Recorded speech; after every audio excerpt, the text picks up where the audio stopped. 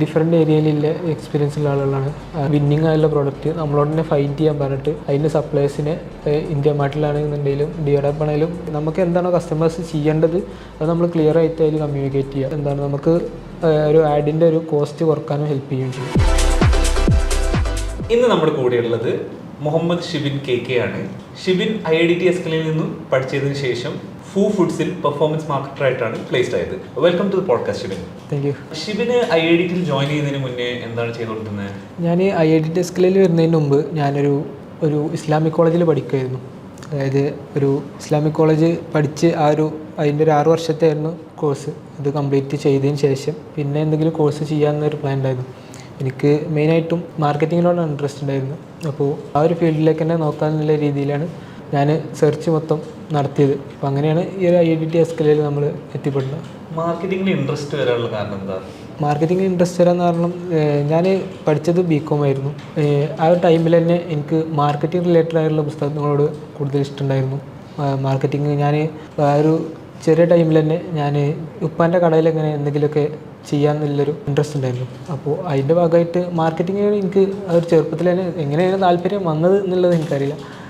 ഞാൻ മാർക്കറ്റിങ്ങിലായിരുന്നു എനിക്ക് എപ്പോഴും താല്പര്യം ഉണ്ടായിരുന്നത്. മാർക്കറ്റിംഗ് ഇ-കൊമേഴ്സ് എന്നുള്ളൊരു മേഖലയിൽ ഞാനിപ്പോൾ വർക്ക് ചെയ്യുന്നത് കറക്റ്റ് ആ ഒരു എക്സാക്റ്റ് അതിന് പറ്റിയൊരു പൊസിഷനിലാണെന്നാണ്. ഉപ്പാൻ്റെ കടയിൽ എന്തായിരുന്നു ചെയ്തുകൊണ്ടിരുന്നത്?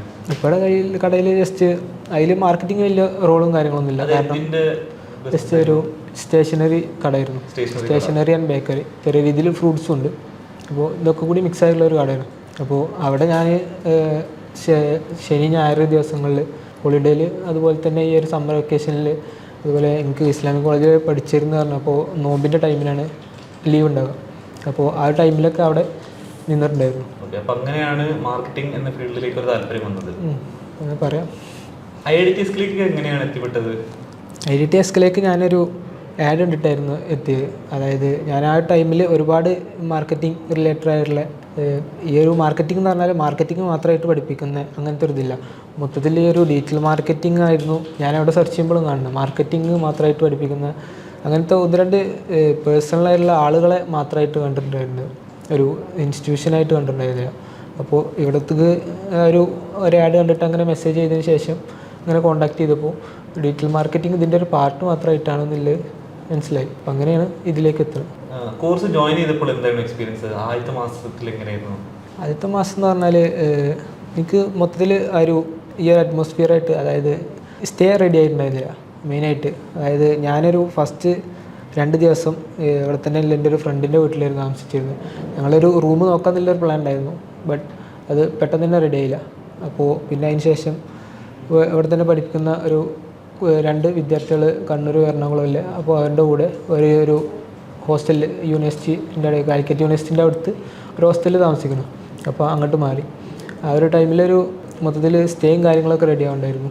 പിന്നെ ഫസ്റ്റിലുള്ള എക്സ്പീരിയൻസ് പറഞ്ഞാൽ ഫസ്റ്റ് തന്നെ ക്ലാസ്സിന് ജോയിൻ ചെയ്തതിന് ശേഷം ഫസ്റ്റിൻ്റെ ജുനീദ് സാറിൻ്റെ ഒരു സെഷന് അത് മെയിനായിട്ട് ഫസ്റ്റ് സ്റ്റാർട്ടിങ് സെഷൻ തന്നെ ഒരു കണ്ടൻറ് ക്രിയേഷൻ എന്നുള്ള രീതിയിൽ അതിനെക്കുറിച്ച് സംസാരിക്കുന്ന സെഷനായിരുന്നു. അത് അന്ന് തന്നെ ആ റൂമിലിരുന്ന് കണ്ട് അല്ലാന്നുണ്ടെങ്കിൽ രാവിലെ സെഷന് സ്റ്റാർട്ട് ചെയ്തതിന് ശേഷം ഒരു ഉച്ചക്ക് നമ്മൾ പുറത്ത് പോയി വരാനുള്ള ടൈമിൻ്റെ ഇടയിൽ നിങ്ങൾക്ക് തോന്നുന്ന എന്തെങ്കിലും ഒരു കണ്ടൻറ്റ് ഷൂട്ട് ചെയ്യുകയെന്ന് പറഞ്ഞിട്ടായിരുന്നു സ്റ്റാർട്ട് ചെയ്തിട്ടുണ്ടായിരുന്നത്. അങ്ങനെ ഒരു നല്ല സ്റ്റാർട്ടിംഗ് ആയിട്ട് തോന്നി. പിന്നെ അങ്ങനെ ഒരു കണ്ടിന്യൂഷനിൽ അങ്ങനെ പോയി.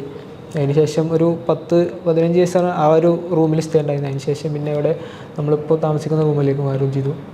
ആ ടൈമിൽ പിന്നെ മെയിനായിട്ട് ഒരു ക്രിസി സാറിൻ്റെയും അതുപോലെ തന്നെ അബി സാറിൻ്റെയൊക്കെ ഒരു ക്യാമറ ഹാൻഡ്ലിങ് ഡിസൈനിങ് റിലേറ്റഡ് ആയിട്ടുള്ള ക്ലാസ്സുകളായിരുന്നു പിന്നെ ഒരു സ്റ്റാർട്ടിംഗ് മന്തിൽ ഉണ്ടായിരുന്നു. ഏറ്റവും ഇഷ്ടപ്പെട്ട മൊഡ്യൂൾ ഏതായിരുന്നു മൊത്തം കോഴ്സിൽ? ഒരുപാട് മൊഡ്യൂളുകളുണ്ട്.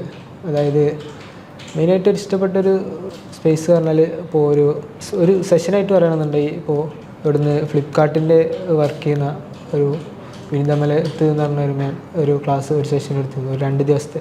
അത് നല്ലതായിട്ട് ഇഷ്ടപ്പെട്ടിരുന്നു. കറക്റ്റ് ഒരു വെബ്സൈറ്റിൽ അല്ലാന്നുണ്ടെങ്കിൽ ഒരു മാർക്കറ്റിലെ ഒരു സ്ട്രക്ചറായിട്ട് എങ്ങനെ പ്രോബ്ലം സോൾവ് ചെയ്യുക എന്നുള്ളതിനെ കുറിച്ചുള്ള ഒരു ഡീപ്പായിട്ടുള്ള ഒരു ക്ലാസ് ആയിരുന്നു. അത് എനിക്ക് നല്ല രീതിയിൽ ഇഷ്ടപ്പെട്ടിരുന്നു. പിന്നെ അൻവർ സാറിൻ്റെ അത് റിലേറ്റഡ് ആയിട്ടുള്ള ക്ലാസ്സുകൾ, അതുപോലെ അൻവർ സാറിൻ്റെ ഒരു ഫിനാൻഷ്യൽ മോഡലിങ്ങിൻ്റെ ഒരു ക്ലാസ്, അതും വളരെയധികം ഇഷ്ടപ്പെട്ടിരുന്നു. അപ്പം ഈ പഠിച്ച കാര്യങ്ങളൊക്കെ ഇപ്പം പ്ലേസ്ഡ് ആയല്ലോ അവിടെ, ഏത് കമ്പനിയിലാണ് പ്ലേസ് ചെയ്ത് പറയാൻ പറ്റുക? ഞാൻ ഫുഡ്സ് പറഞ്ഞൊരു കമ്പനിയിലാണ്. അതിൽ മെയിനായിട്ട് അവിടെ പ്രൊഡക്റ്റായിട്ട് വരുന്നത് കുനാഫ പിസ്താഷ്യോ ചോക്ലേറ്റാണ്. ഇപ്പോൾ പുതുതായിട്ടൊരു പ്രൊഡക്റ്റ് ലോഞ്ച് ചെയ്തിട്ടുണ്ട്. ഫുഡ്സ് ഒരു ക്രഞ്ച് ജാർ എന്ന് പറയും, പിസ്താഷ്യോ പേസ്റ്റും കുനാഫ അത് രണ്ടും കൂടി മിക്സ് ചെയ്തിട്ടുള്ള പ്രോഡക്റ്റ്. അതിൻ്റെ ഡിഫറെൻറ്റ് ഫ്ലേവേഴ്സ് ഉണ്ട്. ന്യൂട്രലിൻ്റെ ഉണ്ട്, പിസ്താഷ്യോക്ക് പകരം ന്യൂട്രല്ല, ബ്യൂണോ, ക്രീമുകൾ, പേസ്റ്റുകൾ യൂസ് ചെയ്തിട്ടുള്ളതുണ്ട്. അപ്പോൾ അവിടെ ഷിബിൻ്റെ റോൾ എന്താണ്? ഞാൻ അവിടെ പെർഫോമൻസ് മാർക്കറ്റായിട്ട് അവൻ്റെ വെബ്സൈറ്റ് ത്രൂ ഉള്ള സെയിൽസിൽ ഗ്രോത്ത് കൊണ്ടുവരാനുള്ള അത് ഏതൊക്കെ ഏരിയയിലാണോ ഞാൻ ഇടപെടേണ്ടത് അവിടെയൊക്കെ ഇടപെട്ടിട്ട് അതിൻ്റെ വെബ്സൈറ്റ് ത്രൂ ഉള്ള അതിൻ്റെ ഗ്രോത്താണ് ഞാനിപ്പോൾ മാനേജ് ചെയ്യുന്നത്. അപ്പം ഒരു എക്സാമ്പിൾ തരാമോ? ഷിബിന് ഒരു ദിവസത്തിൽ എന്താ ചെയ്യുക? കാരണം ഇപ്പോൾ വെബ്സൈറ്റിലൂടെ സെയിൽസ് കൂട്ടുമ്പോൾ അതിൽ പല പല പ്രോസസ്സ് ഉണ്ടാവില്ലേ, അതിൽ എന്തൊക്കെ പ്രോസസ്സുകളാണ് ഇപ്പോൾ ഷിബിൻ ചെയ്യുന്നുണ്ടാവുക? വെബ്സൈറ്റ് ത്രൂ സെയിൽസ് ഇമ്പ്രൂവ് ചെയ്യുന്നതിൽ ഒരുപാട് പ്രോസസ്സുകളുണ്ട്. അതിൽ ഞാൻ ചെയ്യുന്നതെന്ന് വെച്ചാൽ മെയിനായിട്ട് ഇൻഫ്ലുവൻസേഴ്സ് അവർ ഒരു കോർഡിനേറ്റ് ചെയ്യാൻ വേണ്ടിയിട്ട് ഒരാളുണ്ട്. അപ്പോൾ അവർക്ക് ആവശ്യമുള്ള ഇൻസ്ട്രക്ഷൻസ് കൊടുക്കും. അതുപോലെ വീഡിയോസ് ഷൂട്ട് ചെയ്യാൻ ഒരാളുണ്ട്, ആൾക്കും ആവശ്യമുള്ള ഇൻസ്ട്രക്ഷൻസ് കൊടുക്കും. ഇൻസ്ട്രക്ഷൻസ് കൊടുക്കുക എന്ന് പറഞ്ഞാൽ അത് ഞാൻ ഈ ഒരു ആഡ് റൺ ചെയ്യും. ഇപ്പോൾ പെർഫോമൻസ് മാർക്കറ്റായിട്ട് പറഞ്ഞ ഒരു മെറ്റൽ ആഡ് റൺ ചെയ്യും. അപ്പോൾ അതിൻ്റെ ബേസിൽ അതിൻ്റെ ഹുക്ക് റേറ്റ് കാര്യങ്ങൾ എന്തൊക്കെയാണെന്ന് നോക്കിയിട്ട് അപ്പോൾ വീഡിയോയിൽ എന്തൊക്കെ ഇമ്പ്രൂവ്മെൻറ്റ്സ് കൊണ്ടുവന്നാൽ ബെറ്റർ ആക്കാൻ പറ്റും, സെയിൽസ് ഇമ്പ്രൂവ് ചെയ്യാൻ പറ്റും എന്നുള്ളത് നോക്കിയിട്ട് അത് ഇവർക്ക് ഇൻസ്ട്രക്ഷൻസ് കൊടുക്കും. അവർ തരുന്ന കണ്ടൻസ് യൂസ് ചെയ്തിട്ട് ആഡ് കാര്യങ്ങൾ റൺ ചെയ്യും. പിന്നെ അതിന് ശേഷമുള്ള കസ്റ്റമേഴ്സിൻ്റെ വെബ്സൈറ്റിലേക്കുള്ള ഒരു ജേണി കാര്യങ്ങൾ കംപ്ലീറ്റ് മോണിറ്റർ ചെയ്യുക. അതിലവിടെ ഡ്രോപ്പ് ഓഫ് വരുന്നത്, അവിടെ ഡ്രോപ്പ് ഓഫ് കുറക്കാൻ എന്തൊക്കെ ചെയ്യാൻ പറ്റുന്നുള്ള കാര്യങ്ങൾ നോക്കിയിട്ട് ചെയ്യാം. അത് വെബ്സൈറ്റിൽ ഒരുപാട് സ്റ്റേജിലൂടെ ഇപ്പോൾ നമ്മൾ ആഡ് കണ്ട് അവിടുന്ന് മുതൽ ഒരു കസ്റ്റമർ പർച്ചേസ് ചെയ്ത് പേയ്മെൻറ്റ് ചെയ്യുന്നവരെ ഒരുപാട് സ്റ്റേജുകളുണ്ട്. ഓരോ സ്റ്റേജിലും കസ്റ്റമേഴ്സിന് സ്റ്റേജുകൾ എന്തൊക്കെയായിരുന്നു? ഇപ്പോൾ ഫസ്റ്റ് ആഡ് ക്ലിക്ക് ചെയ്യുന്നൊരു സ്റ്റേജ്, പിന്നെ അതിന് നേരെ ആഡ് ക്ലിക്ക് ചെയ്ത് കഴിഞ്ഞാൽ നമ്മൾ പ്രൊഡക്റ്റിൻ്റെ ലാൻഡിംഗ് പേജിലേക്കാണ് എത്തുക. അപ്പോൾ അവിടുന്ന് ഇല്ല ബൈ നൗ അതുപോലെ ആഡ് ടു കാർട്ട് 2 ബട്ടണുകൾ ഉണ്ടാവും. അതിലേതാണോ ക്ലിക്ക് ചെയ്യുന്നത്. സാധാ വെബ് പേജും ലാൻഡിംഗ് പേജും എന്താ വ്യത്യാസം? സാധാ വെബ് പേജ് പറഞ്ഞാൽ അതിൻ്റെ ഒരു ഹോം പേജ് ആയിരിക്കും. ലാൻഡിംഗ് പേജ് പറഞ്ഞാൽ നമുക്ക് സ്പെസിഫിക് ആയില്ല. അപ്പോൾ ഞാൻ ഇപ്പോൾ ചെയ്യുമ്പോൾ ഒരുപാട് പ്രോഡക്റ്റുകൾ ചെയ്യുന്നുണ്ട്. Crunch jar, kunafa pistachio chocolate, crunch ജാറിൻ്റെ തന്നെ പല ഫ്ലേവറുകളെന്ന് പറഞ്ഞു. അപ്പോൾ ഞാൻ ആഡ് റൺ ചെയ്യുന്നത് ഏതിനു വേണ്ടിയിട്ടാണോ അതിലേക്ക് ഒരുപക്ഷെ ചിലപ്പം ഞാൻ ഇൻഫ്ലുവൻസേഴ്സിന് കൊടുത്തിട്ടുണ്ടാവുക പിസ്താഷ്യോ ക്രഞ്ച് ജാറായിരിക്കും. അപ്പോൾ അത് യൂസ് ചെയ്തിട്ടുള്ള ഇൻഫ്ലുവൻസറിൻ്റെ കണ്ടൻറ്റിന് അതിന് നമ്മൾ ആ ഒരു പ്രോഡക്റ്റിൻ്റെ പേജിലേക്കുള്ള ഡയറക്റ്റ് ആ ഒരു ലിങ്ക് ആയിരിക്കും കൊടുക്കുക. അപ്പോൾ അത് ഡയറക്റ്റ് ആ ഒരു പ്രോഡക്റ്റിൻ്റെ പേജിലേക്ക് കയറും കസ്റ്റമർ വന്നിട്ട്. കാരണം അത് പിന്നെ ഹോം പേജിലേക്ക് വന്നിട്ട് ഹോം പേജിൽ നിന്ന് പിന്നെ കസ്റ്റമർ ഒരുപാട് ഓപ്ഷൻസ് കാണുമ്പോൾ ഒരു പക്ഷേ ഡൈലൂട്ടായി പോവാം. മനസ്സിലായി. അവർ പരസ്യം കണ്ട സാധനത്തിന് പേജിലേക്ക് തന്നെ എത്തുമ്പോൾ തന്നെ അത് ബൈ ചെയ്യാനുള്ള ചാൻസസ് ഹയറാണ്. മറ്റേത് ഹോം പേജിലേക്കാണെങ്കിൽ അവർ ചിലപ്പോൾ കുറേ ഓപ്ഷൻസ് കാണുമ്പോൾ കൺഫ്യൂസ്ഡ് ആയിട്ട് ചിലപ്പോൾ വാങ്ങാതെ പോകും. അതെ. ഓക്കെ. അപ്പോൾ ഷിബിൻ പറഞ്ഞ സ്റ്റേജസിൽ ഫസ്റ്റ് ആഡ് കാണുന്നു, ക്ലിക്ക് ചെയ്യുന്നു, ലാൻഡിംഗ് പേജിൽ എത്തുന്നു. അത് കഴിഞ്ഞിട്ടുള്ള സ്റ്റേജസ് എന്തൊക്കെയായിരുന്നു? അത് കഴിഞ്ഞിട്ടുള്ള സ്റ്റേജ് എന്ന് പറഞ്ഞാൽ പിന്നെ അവർ ഒരു അഡ്രസ്സ് അവർ കൊടുക്കുന്ന ഒരു സ്റ്റേജാണ്. അഡ്രസ്സ് മിക്കവാറും ആളുകൾ മുമ്പൊക്കെ ഏതെങ്കിലും വെബ്സൈറ്റിൽ നിന്നോ കാര്യം പർച്ചേസ് ചെയ്തിട്ടുണ്ടെന്നുണ്ടെങ്കിൽ മിക്കവാറും ആളുകളുടേതും ഇത് ഓട്ടോമാറ്റിക് ബിൽഡാവും. അത് നമ്മളെ ഒരു പേയ്മെൻറ്റ് ഗേറ്റ് വേ ഏതാണ് യൂസ് ചെയ്യുന്നത് അതിനനുസരിച്ചിട്ടുണ്ടാവും. ചിലപ്പോൾ ഇപ്പോൾ ഗോക്കിക്കാണെന്നുണ്ടെങ്കിൽ ഗോക്കിക്കിൽ ഓൾറെഡി പർച്ചേസ് ചെയ്തിട്ടുള്ള ആളാണെന്നുണ്ടെങ്കിൽ അതിൽ ഇതാവും, അതിൽ ആളുടെ പ്രീഫിൽഡ് ആയിരിക്കും. അപ്പോൾ അതിന് ശേഷം പിന്നെ ആളുടെ നമ്പർ കൊടുത്ത് അതിലേക്ക് OTP വന്നിട്ട് ആ OTP വെച്ചിട്ട് ആൾ അടുത്ത സ്റ്റേജിൽ കയറും. ആ സ്റ്റേജിൽ ആളുടെ പേയ്മെൻറ്റ് ചെയ്യാനുള്ള ഓപ്ഷനുകളും കാര്യങ്ങളും ഡീറ്റെയിലും കാര്യങ്ങളും ആഡ് ചെയ്തിട്ടുണ്ടാവും. അതിന് പേയ്മെൻറ്റ് ഏതാണോ മെത്തേഡ് യൂസ് ചെയ്തിരുന്ന് അത് ചൂസ് ചെയ്തിട്ട് അതിന് പേയ്മെൻറ്റ് നെക്സ്റ്റ് സ്റ്റെപ്പിലേക്ക് കടക്കുക.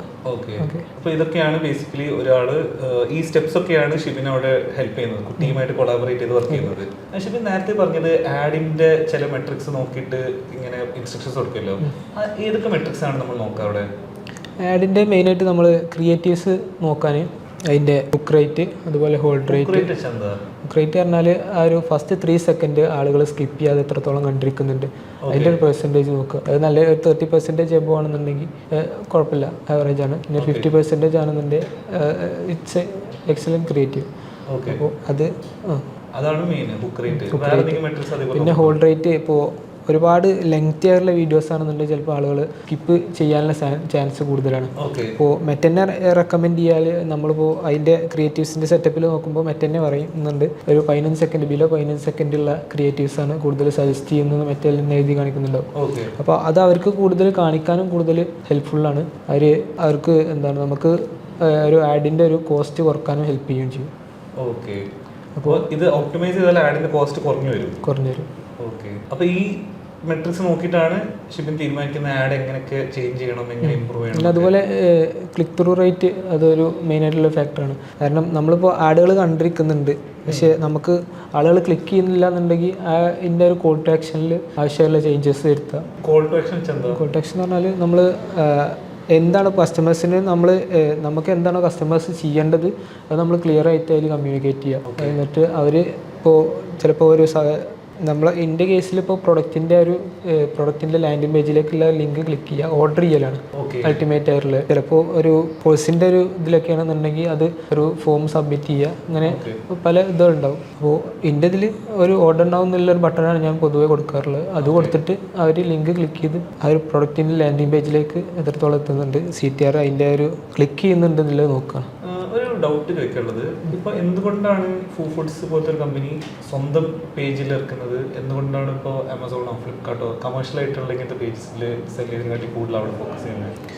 നമ്മൾ ആക്ച്വലി മാർക്കറ്റ് പ്ലേസസിലും സെല്ല് ചെയ്യുന്നുണ്ട്. പക്ഷേ നമുക്ക് ഏറ്റവും കൂടുതൽ നല്ല രീതിയിൽ ഈ ഒരു വെബ്സൈറ്റിൽ ചെയ്താൽ ഒരുപാട് ബെനിഫിറ്റ്സ് ഉണ്ട്. കാരണം നമുക്ക് കംപ്ലീറ്റ് കസ്റ്റമേഴ്സിൻ്റെ ഡാറ്റ നമുക്ക് അതിലുണ്ടാവും.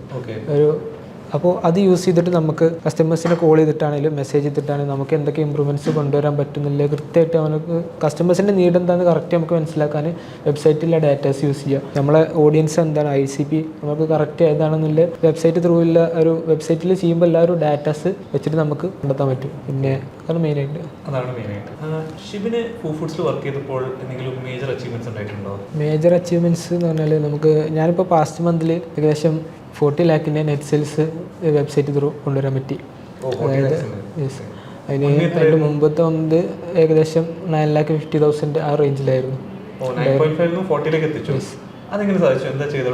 അത് നമ്മൾ മെയിനായിട്ട് കൂടുതലായിട്ടും ഈ ഒരു ക്രിയേറ്റീവ്സ് ഞാൻ മുമ്പ് പറഞ്ഞ പോലെ തന്നെ ഒപ്റ്റിമൈസ് ചെയ്തു. കറക്റ്റ് ഒന്നുകൂടി ഫോക്കസ്ഡ് ആയിട്ടുള്ള ഒരു ഡീപ്പായിട്ട് എങ്ങനെ ക്രിയേറ്റീവ്സ് ചെയ്യണം എന്നുള്ള ഇൻഫ്ലുവൻസേഴ്സിന് അതുപോലെ വീഡിയോസ് ക്രിയേറ്റ് ചെയ്യുന്ന ആളുകൾക്ക് ഒക്കെ അതിൻ്റെ ഇൻസ്ട്രക്ഷൻസ് കൊടുത്തു. അങ്ങനെയാണ് ഈ ഒരു അച്ചീവ്മെൻറ്റ്.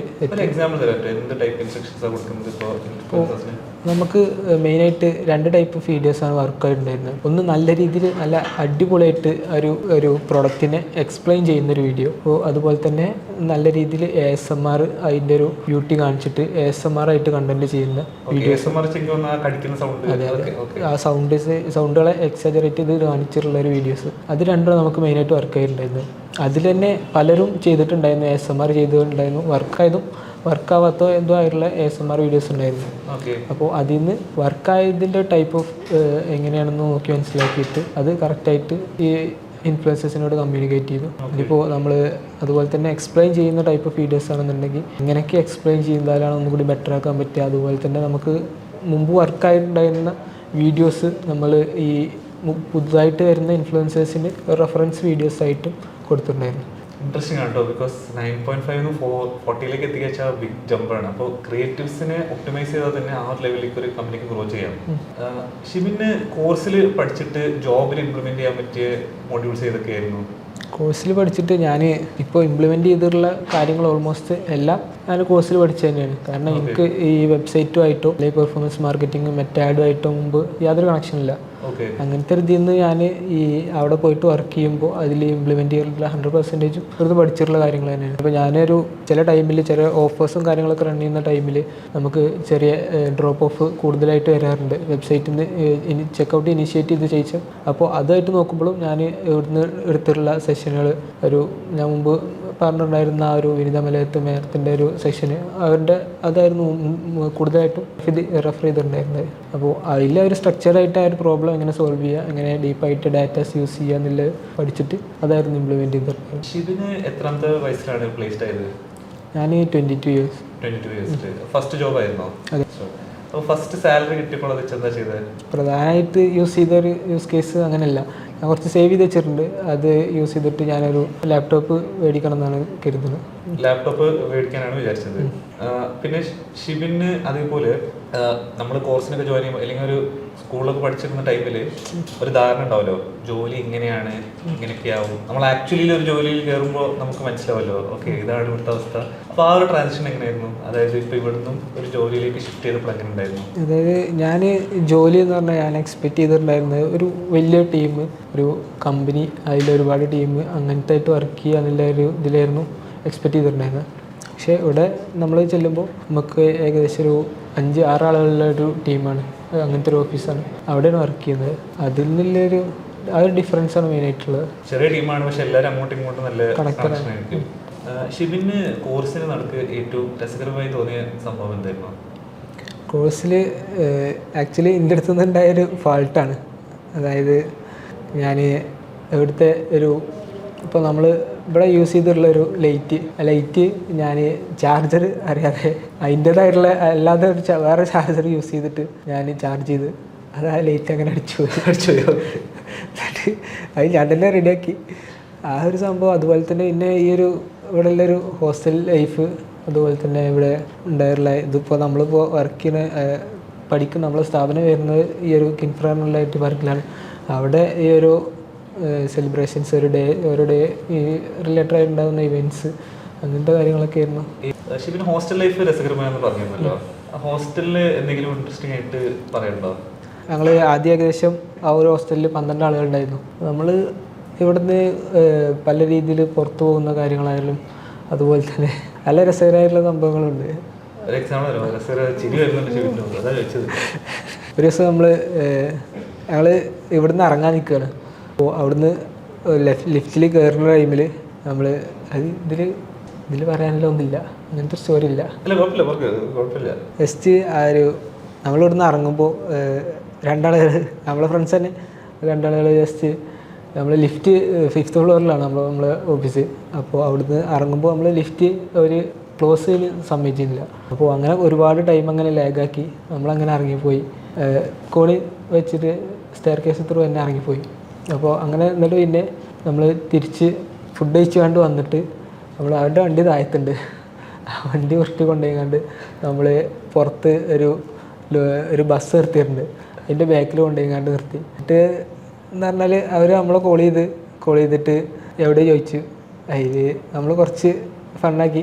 അതിൻ്റെ പോലെ ഞങ്ങൾ പിന്നെ അങ്ങനെ ഓരോ ഞാൻ എക്സ്പെക്റ്റ് ചെയ്ത് ഏകദേശം തിരിച്ചു വരും, നമുക്ക് എന്തെങ്കിലും ഒരു പണി തരാനുള്ള രീതിയിൽ തിരിച്ചറിഞ്ഞ് കരുതിയിരുന്നു. അങ്ങനെ പിന്നെ ഒരു 12 മണി ആ ടൈമിലാണ് എക്സ്പെക്റ്റ് ചെയ്തിട്ടുണ്ടായിരുന്നത്. പക്ഷെ നേരെ വണ്ടി കിട്ടി, അവിടുന്ന് വേറൊരു വണ്ടി ഒപ്പിച്ചിട്ട് നേരെ വന്ന് ഹോസ്റ്റലിൽ വന്നിട്ട് നമ്മളെ വണ്ടി ഹോസ്റ്റലിൽ നിന്ന് അങ്ങനെ ഉരുട്ടി കൊണ്ടുപോയി. നമ്മളെ ഡോർ ജസ്റ്റ് പുറത്തുനിന്ന് അങ്ങനെ ലോക്ക് ചെയ്തിട്ട് എന്നിട്ട് അതങ്ങനെ കൊണ്ടുപോയി. എന്നിട്ട് ഒരു 3 വണ്ടി ഉണ്ടായിരുന്നു, 3 വണ്ടിയും 3 കൊണ്ടുപോയി കണ്ടെടുത്ത്. എന്നിട്ട് നമ്മൾ നേരെ ആളെ വിളിച്ചിട്ട് താഴത്തേക്ക് വന്നിട്ട് വന്നിട്ട് ഡോർ തുറന്നു തന്നു. മേലെ വേറെ അപ്പാർട്ട്മെൻറ്റില്ലേ, അപ്പോൾ ആൾ വന്നിട്ട് ഡോർ തുറന്നു തന്നു. ഞങ്ങളങ്ങനെ പോയി വണ്ടി വരച്ചിട്ട് അങ്ങനെ ഒരു ഫണ്ണായിട്ടുള്ളൊരു പരിപാടി ഉണ്ടായിരുന്നു. ഷിബിന് അടുത്ത ഒരു 5 കൊല്ലം കഴിഞ്ഞാൽ എന്താവാനാണ് ആഗ്രഹം? ഒരു ഇ-കൊമേഴ്സിൽ കൂടുതൽ നല്ല കോൺട്രിബ്യൂട്ട് ചെയ്യാൻ പറ്റുന്ന നല്ലൊരു ഇ-കൊമേഴ്സ് റിലേറ്റഡ് ആയിട്ടുള്ള ഒരു കമ്പനി, അത് നല്ല രീതിയിൽ ഗ്രോ ചെയ്യാനും അതിന് പറ്റിയ ഇ-കൊമേഴ്സ് റിലേറ്റഡ് ആയിട്ടുള്ള കൂടുതൽ വർക്ക് ചെയ്യാനും അങ്ങനെ തന്നെ ഉള്ളൊരു കമ്പനി ബിൽഡ് ചെയ്യാനാണ് എൻ്റെ ഒരു താല്പര്യം. ഫ്യൂച്ചറിൽ ഒരു കമ്പനി ബിൽഡ് ചെയ്യാനാണ് ആഗ്രഹം. ഇപ്പം നമ്മളുടെ കുറേ കറണ്ട് ബാച്ചിൽ സ്റ്റുഡൻസ് ഉണ്ടാവും IIT അതേപോലെ നമ്മളെ ജോയിൻ ചെയ്യണമെന്ന് വിചാരിച്ചിരിക്കുന്ന സ്റ്റുഡൻസ് ഉണ്ടാവും. അപ്പോൾ അവരെല്ലാവർക്കും ഷിബിന് കൊടുക്കാനുള്ള അഡ്വൈസ് എന്താണ്? നല്ല രീതിയിൽ ഇവിടുത്തെ കാര്യങ്ങൾ പ്രാക്ടിക്കലായിട്ടാണ് അവിടെ കൂടുതൽ പഠിപ്പിക്കുന്നത്. അപ്പോൾ അത് മാക്സിമം യൂട്ടിലൈസ് ചെയ്യുക, ഇവിടുത്തെ ഫാക്കൽറ്റീസിന് മാക്സിമം യൂട്ടിലൈസ് ചെയ്യുക. അവരുടെ എക്സ്പീരിയൻസും നോളജും ഡിഫറെൻ്റ് ഏരിയയിലുള്ള എക്സ്പീരിയൻസ് ഉള്ള ആളുകളാണ്. അവരുടെ ഡിഫറെൻ്റ് ഏരിയയിലെ ആ ഒരു എക്സ്പീരിയൻസ് മാക്സിമം യൂട്ടിലൈസ് ചെയ്യുന്ന രീതിയിൽ ഓരോ പ്രോഗ്രാമുകൾ അവർ സ്വന്തമായിട്ട് ഇനീഷ്യേറ്റ് ചെയ്ത് കണ്ടക്ട് ചെയ്യുക. ഇവിടെ ഫാക്കൽറ്റീസ് ക്ലാസ് എടുത്തിരുന്നതിന് അതിന് മാത്രം ഡിപ്പെൻഡ് ചെയ്യാതെ ഇതിന് സ്വന്തമായിട്ട് എന്തൊക്കെയാണ് ആവശ്യം, എന്തൊക്കെയാണ് ഗ്രോ ചെയ്യാൻ ആവശ്യമില്ല മനസ്സിലാക്കിയിട്ട് അവർ തന്നെ ഓരോ പ്രോഗ്രാം വെക്കുക. അതിന് എന്നിട്ട് മാക്സിമം ഫാക്കൽറ്റീസിനെ എങ്ങനെ യൂട്ടിലൈസ് ചെയ്യാൻ പറ്റും അത് നോക്കിയിട്ട് അതിനനുസരിച്ച് യൂട്ടിലൈസ് ചെയ്യുക. ഷിബിൻ പറഞ്ഞില്ല ഇവിടെ പ്രാക്ടിക്കലായിട്ടാണ് എടുക്കുന്നത്, ഇതിന് കുറച്ച് എക്സാമ്പിൾസ് പറയാമോ? എന്താണ് ഷിബിന് ഇവിടെ പ്രാക്ടിക്കലായിട്ട് യൂസ്ഫുൾ ആയി തോന്നിയത്? അതിപ്പോൾ ഞങ്ങൾ ഞാൻ ഫസ്റ്റ് ജുനൈദ് സാറിൻ്റെ ക്ലാസ് ഉണ്ടായിരുന്നു പറഞ്ഞു. ആ ഒരു ടൈമിൽ തന്നെ ഞങ്ങൾ ഡയറക്റ്റ് ആ ഒരു 2 ദിവസത്തെ ക്ലാസ്സിന് ശേഷം 3-ാമത്തെ ദിവസം മുതലായിട്ട് എനിക്ക് കറക്റ്റ് ഓർമ്മയില്ല, ഏകദേശം ഒരു ഫസ്റ്റ് വീക്കിൽ തന്നെ ഞങ്ങളായിട്ട് നേരെ നേരെ ചെയ്തിട്ടുണ്ടായിരുന്നത് എന്താ വെച്ചാൽ ഹീലിയം 10 ഒരു ആമസോണിൻ്റെ ഡാറ്റാസ് കിട്ടുന്ന ഒരു ഹീലിയം 10 ടൂൾ, അത് യൂസ് ചെയ്തിട്ട് നമുക്ക് വിന്നിങ് ആയുള്ള പ്രോഡക്റ്റ് നമ്മളോട് തന്നെ ഫൈൻഡ് ചെയ്യാൻ പറഞ്ഞിട്ട് അതിൻ്റെ സപ്ലൈസിനെ ഇന്ത്യ മാർട്ടിലാണെന്നുണ്ടെങ്കിലും ഡിയോഡപ്പാണെങ്കിലും കയറിയിട്ട് അതിൽ ഡയറക്റ്റ് കയറിയിട്ട് അവരായിട്ട് സംസാരിച്ചിട്ട് നമ്മൾ പ്രോഡക്റ്റ് ഫൈൻഡ് ചെയ്ത് അത് സോഴ്സ് ചെയ്യാനുള്ളത് നോക്കി അതങ്ങോട്ട് കൊണ്ടുവരുത്തിച്ചിട്ട് പിന്നെ അതിന് ശേഷം ഋഷി സാറിൻ്റെയും അതുപോലെ അഭി സാറിൻ്റെയും ക്ലാസ് ക്യാമറ ഹാൻഡ്ലിങ്ങും സ്ക്രിപ്റ്റ് റൈറ്റിങ്ങും ഡിസൈനിങ്ങും കാര്യങ്ങളൊക്കെ പഠിപ്പിച്ച് അത് വെച്ച് ഫോട്ടോസ് എടുത്ത് അതിൻ്റെ ഒരു സ്ക്രിപ്റ്റ് അതിന് ആവശ്യമുള്ള ആഡ് ചെയ്യാനുള്ള സ്ക്രിപ്റ്റും കാര്യങ്ങളും എഴുതിച്ച് അതിൽ എങ്ങനെ ഡിസൈൻ ചെയ്യണം, പോസ്റ്ററുകളാണെന്നുണ്ടെങ്കിലും വീഡിയോസ് ആണെന്നുണ്ടെങ്കിലും എങ്ങനെ ഡിസൈൻ എങ്ങനെ വരണം എന്നുള്ള കാര്യങ്ങളൊക്കെ നോക്കിയിട്ട് ആ ഒരു പ്രൊഡക്റ്റ് തന്നെ വെച്ചിട്ട് അതും ചെയ്ത് അങ്ങനെ നമ്മൾ തന്നെ ഒരു ഷോപ്പിഫൈൻ്റെ ക്ലാസ്സും അതിന് ശേഷം പിന്നെ പെർഫോമൻസ് മാർക്കറ്റിംഗ് റിലേറ്റഡ് ആയിട്ടുള്ള മെറ്റാഡ്സും ഗൂഗിൾ ആഡ്സും പഠിപ്പിച്ച് അത് എങ്ങനെ നമുക്ക് ഈ പുറത്ത് ഓഡിയൻസിലേക്ക് എത്തിക്കാമെന്നുള്ളത് പഠിപ്പിച്ച് അങ്ങനെ കംപ്ലീറ്റ് 100% ആ ഒരു പ്രോഡക്റ്റ് തന്നെ യൂസ് ചെയ്തിട്ട് അങ്ങനെ പഠിപ്പിച്ചിട്ട് അങ്ങനെ ആ ഒരു പ്രോഡക്റ്റ് തന്നെ യൂസ് ചെയ്തിട്ടാണ് പഠിപ്പിച്ചിട്ടുണ്ടായിരുന്നത്. നിങ്ങൾ തന്നെ കണ്ടുപിടിച്ച പ്രോഡക്റ്റ് നിങ്ങൾ തന്നെ സോഴ്സ് ചെയ്ത് നിങ്ങൾ തന്നെ അതിന് ഷോപ്പിഫൈ റൺ ചെയ്തു, നിങ്ങൾ തന്നെ അതിന് ആഡ് റൺ ചെയ്തു, നിങ്ങൾ തന്നെ ആഡ് ഷൂട്ട് ചെയ്യുന്നു, എല്ലാം ഫുൾ എൻഡ് ടു എൻഡ് നിങ്ങൾ തന്നെയാണ് അത് കൂടെ ചെയ്തത്. അപ്പോൾ എന്തായാലും ഇന്ന് ഷിബിനോട് സംസാരിച്ചപ്പോൾ കുറേ ഇൻട്രസ്റ്റിംഗ് ആയിട്ടുള്ള ഇൻഫർമേഷൻ മനസ്സിലായിട്ടുണ്ട്. അപ്പോൾ ഇതേപോലെ നിങ്ങൾക്ക് പെർഫോമൻസ് മാർക്കറ്റിംഗ് എന്താണെന്ന് കൂടുതൽ അറിയണോ അല്ലെങ്കിൽ ഷിബിനോട് എന്തെങ്കിലും ചോദ്യം ചോദിക്കണമെങ്കിൽ താഴെ കമൻസിൽ ചോദിക്കാവുന്നതാണ്. അതേപോലെ ഈ വീഡിയോ നിങ്ങൾക്ക് യൂസ്ഫുൾ ആയിട്ടുണ്ടെങ്കിൽ ലൈക്ക് ചെയ്യൂ, ഷെയർ ചെയ്യൂ, സബ്സ്ക്രൈബ് ചെയ്യൂ. Thank you.